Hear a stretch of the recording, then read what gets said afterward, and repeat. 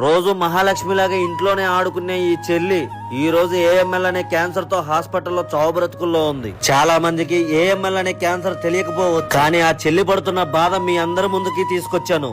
ఎందుకంటే ఆ చెల్లిని బ్రతికించాలని. ఈ చెల్లి బ్రతకాలంటే అదే హాస్పిటల్లో 6 నెలలు ట్రీట్మెంట్ పొందాలంట.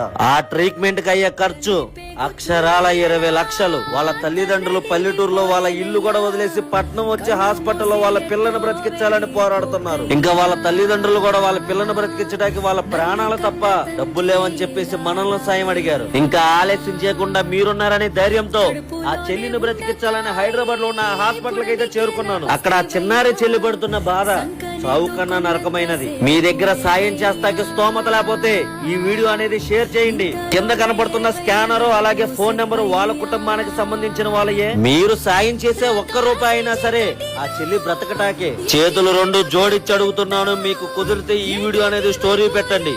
పాప జీవితాన్ని కాపాడదాం.